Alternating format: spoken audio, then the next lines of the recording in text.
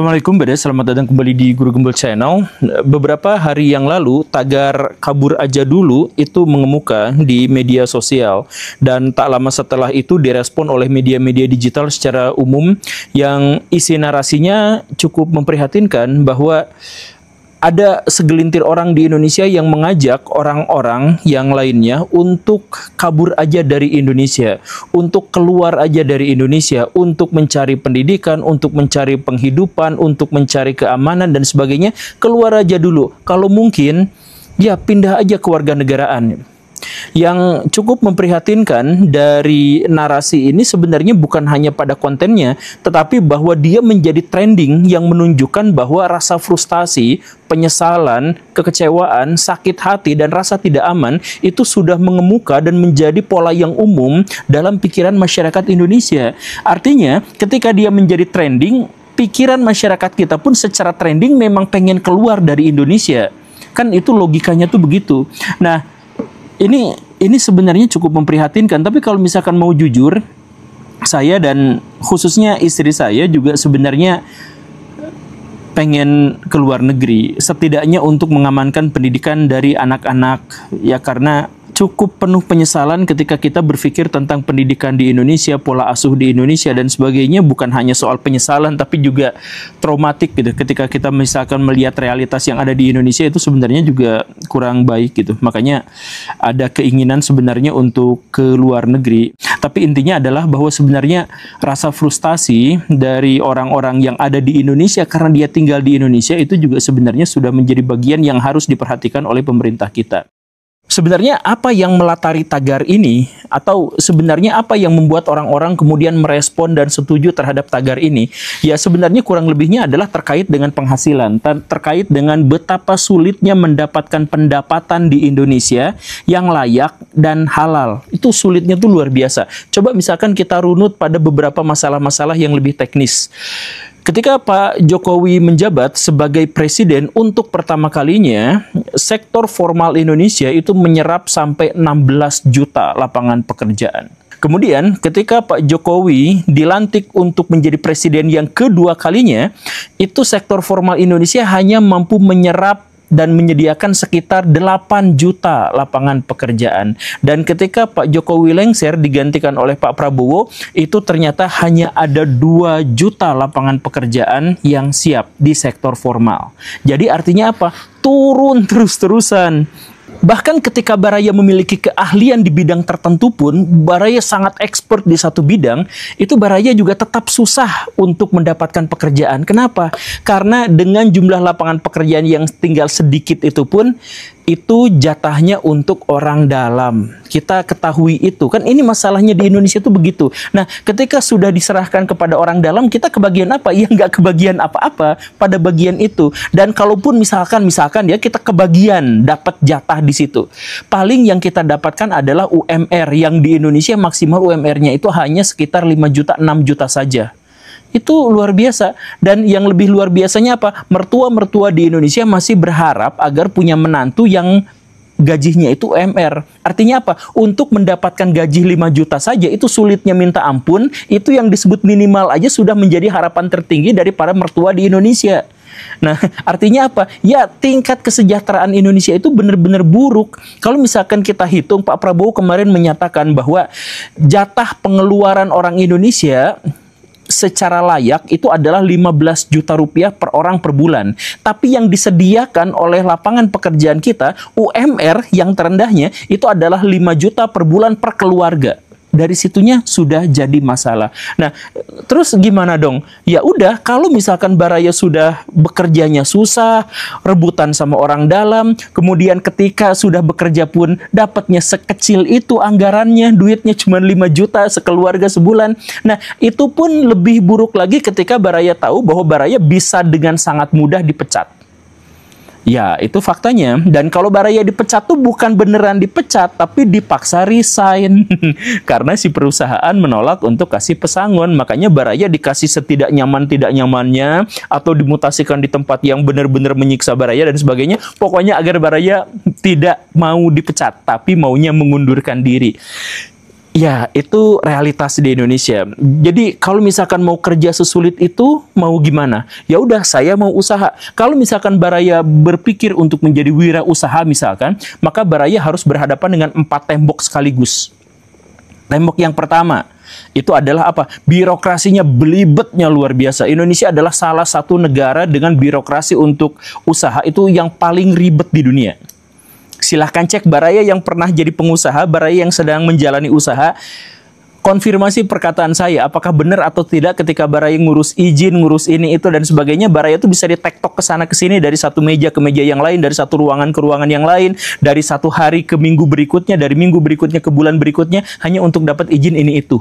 Itu di Indonesia tuh begitu. Dan itu benteng pertama. Benteng keduanya apa? Setelah Baraya misalkan punya lapak usaha, tempat apa segala rupa, Baraya harus berhadapan dengan ormas. Preman-preman yang malakin. Baraya baru mau bikin bangunannya aja udah ada yang malak. Kemudian Baraya sudah ada tempat usahanya dipalakin tiap bulan, dipalakin tiap hari, dipalakin tiap tahun, ada THR-nya dan sebagainya. Itu kan? Itu masalah berikutnya. Dan masalah yang ketiga, benteng yang ketiga ketika Baraya misalkan memulai usaha di Indonesia, itu adalah ketika Baraya sudah beranjak semakin bagus, semakin bagus, semakin bagus, Baraya akan berhadapan dengan pajak. Pajak di Indonesia itu bukan sembarang pajak, tetapi pajak yang benar-benar tidak diketahui bagaimana cara menghitungnya. Jadi banyak sekali pengusaha-pengusaha di Indonesia yang terjebak, nggak ada hujan, nggak ada badai, tiba-tiba kena pajak dan sanksinya yang begitu besar. Ada pengadilan pajak, ada keributan ini, tapi tidak boleh direkam. Apa segala rupa itu luar biasa.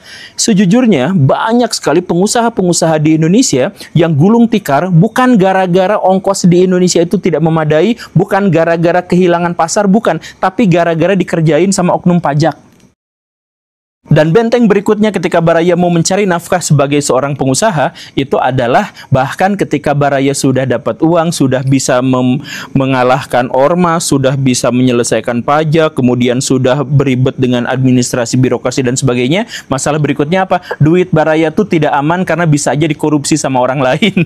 Bisa aja pindah rekening tiba-tiba. Ya, begitu kan? Nah, itu masalah di Indonesia. Nah, dengan begitu banyaknya masalah di Indonesia, pada akhirnya apa? Pada akhirnya adalah pemerintah bukannya memperbaiki masalah, malah memanipulasi masalah dengan menunjukkan apa? Kemiskinan di Indonesia dilaporkan hanya 8,5%. Padahal faktanya adalah kemiskinan di Indonesia mencapai 59% gitu. Ya karena kesulitan yang sangat luar biasa untuk mencari nafkah, wajar kalau misalkan angka kemiskinan Indonesia itu lebih dari setengahnya, 5,59%. Tetapi pemerintah itu tega sampai bikin manipulasi data gitu.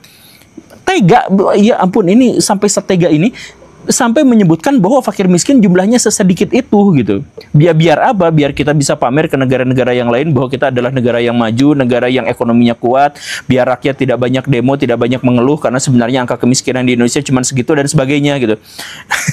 Ya, itu luar biasanya. Nah, dengan realitas seperti ini wajar kalau misalkan banyak sekali orang-orang di Indonesia, kader-kader Indonesia, SDM di Indonesia yang akhirnya frustasi, yang akhirnya kecewa, dan akhirnya berpikir, saya memang sudah selayaknya pindah ke luar negeri.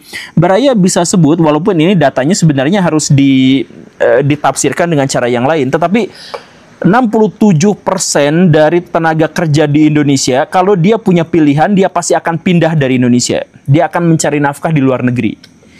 Itu kemauan mereka. Kenapa bisa seperti itu? Ya karena kalau misalkan di Indonesia udah mah dipalakin, gajinya kecil, dikena pajak juga, dan lain sebagainya. Ya sekali lagi ya, wajar kalau misalkan mereka frustasi dan kemudian melampiaskan dalam tagar itu.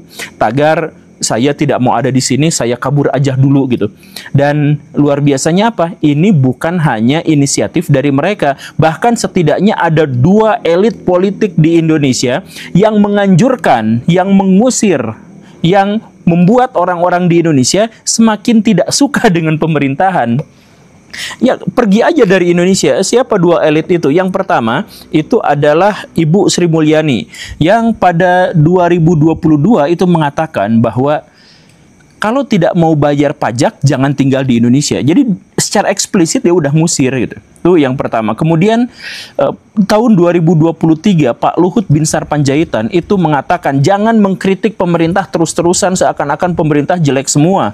Kalau misalkan yang mengkritiknya kayak gitu terus-terusan, maka hengkang saja, pergi saja dari Indonesia. Itu ngusir 2 pejabat elit di Indonesia, itu mengeluarkan pernyataan yang sangat kontroversial, sangat sensitif dan menyakitkan. Orang-orang yang sudah frustasi ada di Indonesia menjadi semakin frustasi gitu.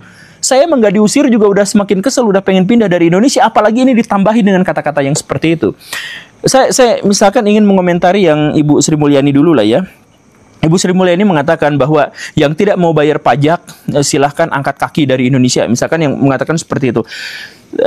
Kami tidak pernah tidak mau bayar pajak, Ibu. Tentu saja kami tuh sangat setia pada bangsa dan negara. Kami bayar pajak.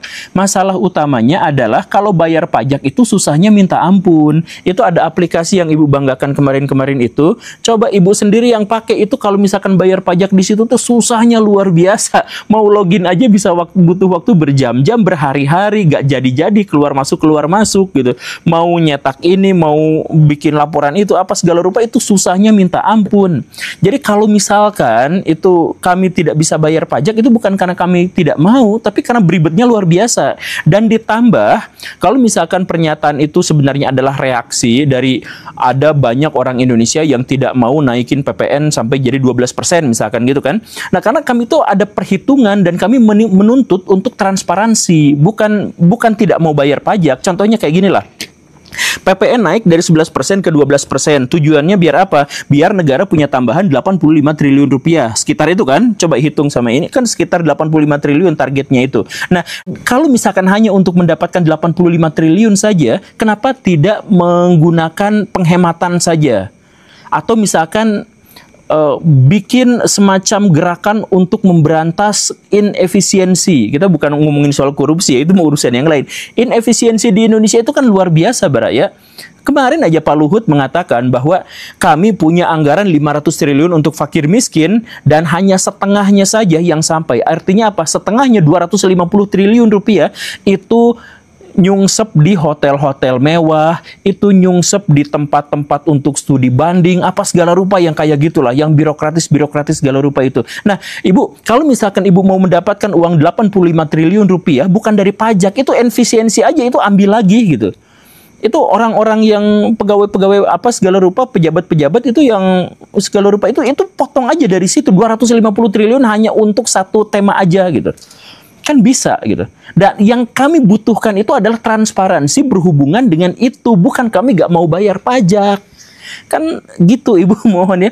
Kemudian misalkan pernyataan Pak Luhut yang mengatakan kalau misalkan mau mengkritik terus, jangan kritik yang jelek-jeleknya terus dong, apresiasi juga yang bagus-bagusnya dan sebagainya. Oke. Saya setuju Pak, saya sangat setuju dengan pernyataan Bapak dan secara pribadi saya menaruh hormat kepada Bapak sebagai orang yang sangat luar biasa di pemerintahan, serba bisa dan sering mengambil keputusan-keputusan dengan tingkat akurasi yang sangat luar biasa. Itu saya kagumi dari Pak Luhut Binsar Panjaitan. Kan Bapak direkomendasikan juga sama Gus Dur. Tapi gini masalahnya, kalau misalkan kita banyak berkoar-koar mengkritik di media dan sebagainya, masalah utamanya adalah karena kami tidak memiliki corong, kami tidak memiliki saluran untuk menyampaikan gagasan pendapat dengan baik-baik ke meja Bapak. Jadi gini, anggota DPR sebagai perwakilan rakyat itu hanya mau mendengar suara rakyat ketika dia mau ikutan pemilu. Setelah dia terpilih jadi anggota dewan, kapan dia bisa dihubungi? Coba saya tanya, itu anggota DPR itu kapan pernah komunikasi langsung, berinteraksi langsung dengan rakyat seintensif ketika mereka itu sebelum menjabat? Karena kami tidak memiliki corong, kami mau ngomong tuh ke siapa, kami mau curhat tuh ke siapa, kami tuh pengen menyampaikan aspirasi tuh ke siapa, tidak ada corongnya, ya wajar kalau misalkan kami mengkritik secara sporadis di media-media. Jadi kalau misalkan kami mengkritik ke sana ke sini, coba Pak, kalau misalkan saya punya kesempatan ketemu sama Bapak aja, saya bisa sampaikan kritik itu langsung gitu. Dan mungkin aja selesai masalahnya di situ gitu. Dan atau misalkan Bapak menanggapi itu dengan serius dan kemudian ya dengan berbangga hati bahwa ternyata ada orang yang bisa berinteraksi antara orang yang sangat elit dengan orang yang sangat elit gitu kan, itu oke gitu. Tapi kan masalahnya kita tidak memiliki akses untuk itu. Jadi tolong jangan usir kami, Pak. Jangan tendang kami dari Indonesia hanya gara-gara mengkritik. Masalahnya kami tuh bukan mengkritik karena benci, bukan mengkritik karena sentimen dan lain sebagainya. Ya mungkin ada di antara kami yang memang sentimen, ya memang. Tapi intinya adalah karena tidak ada saluran yang memadai yang bisa kami andalkan untuk menyampaikan aspirasi kami kepada orang-orang yang ada di atas. Itu masalahnya. Jadi ya, tapi sekali lagi ya, Pak pemerintah, Ibu pemerintah semuanya, ini masalah utamanya adalah kami tuh sekarang sedang kecewa, sedang frustasi bahwa kami memaklumi perkataan-perkataan itu juga muncul dari rasa frustasi dari Bapak dan Ibu sekalian di sana. Tapi tolong juga maklumi kami bahwa kami juga melakukan begini dan begitu yang bikin Bapak Ibu marah itu juga sebenarnya adalah wujud dan ekspresi dari kekecewaan yang mendalam, dari sakit hati yang mendalam, dari frustasi dan stres yang luar biasa karena kita tinggal di Indonesia dengan penghasilan yang kurang, dengan tanggungan yang besar, dengan keamanan yang tidak terjamin, dengan bahwa kami ngomong begini begitu saja bisa kena undang-undang UTE dan lain sebagainya. Ya itu mah keluhan saja ya, tapi intinya ya saya juga mungkin sedang mempertimbangkan untuk pindah ke warga negaraan. Ya nggak tahu, tapi intinya Baraya sampai sekarang itu 1.000 orang per tahun itu sudah meninggalkan Indonesia dan menjadi warga negara luar di luar sana. Saya tidak tahu apakah mereka menjadi orang yang lebih bahagia atau tidak, tetapi setidaknya saya tahu bahwa orang-orang yang keluar itu adalah orang-orang yang memiliki akses terhadap bahasa Inggris, terhadap teknologi, terhadap IT dan sebagainya. Silakan cek yang 1.000 orang itu per tahun yang keluar dari Indonesia, itu bukan orang kaleng-kaleng, itu adalah pakar, itu adalah ahli, itu adalah orang-orang yang di Indonesia tidak bisa diterima karena kesandung sama orang dalam, dan akhirnya mereka berekspresi dan berkarya di negara orang. Terima kasih karena sudah menyimak. Saya Guru Gembul. Assalamualaikum warahmatullahi wabarakatuh.